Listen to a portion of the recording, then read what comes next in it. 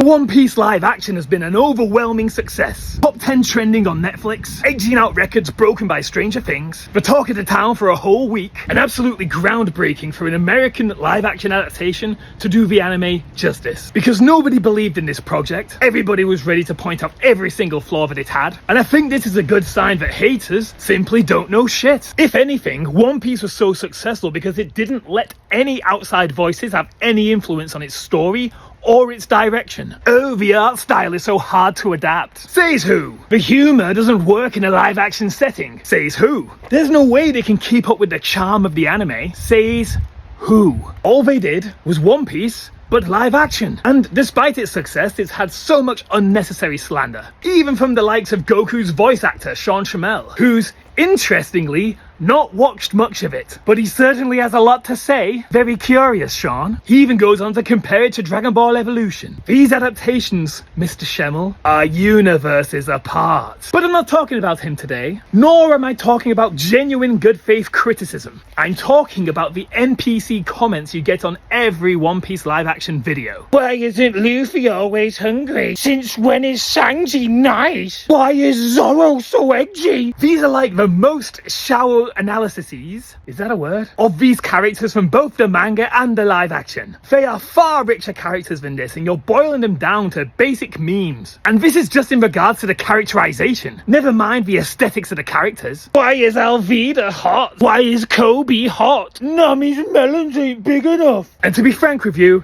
if you're saying that last one, come with me.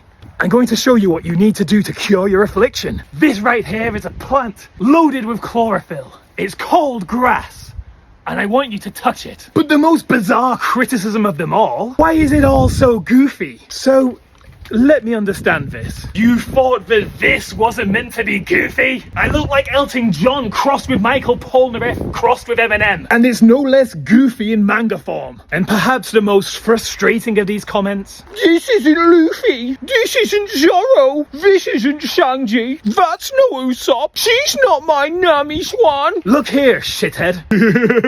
Each character was handpicked by Oda Sensei himself. They adapted their characters perfectly well. They had an amazing costume department, and they did an amazing series justice whilst adjusting to Oda's feedback all throughout the production. In some ways, and I know this is kind of sacrilege, I thought the live action adaptation did a better job than the anime. And Oda believes that this is his one chance of getting the One Piece story in front of as many eyeballs as possible. And I totally agree. One Piece is the best-selling manga of all time, yet it isn't in the top 100 most successful brands of all time. This is its chance to catapult itself to sit alongside superpowers like Dragon Ball, Pokemon, and Star Wars in Jurassic Park. The fans should be happy, but Oda-san is getting his wish. These comments are so annoying, but it got me thinking. I started thinking about all the comments we get as cosplayers. And if you are a cosplayer, this shitty attitude must feel very familiar to you. So rest assured, you could do everything right. And Goku Solo 69 with a Berserk profile picture would still have something negative to say. We clearly have huge toxic problems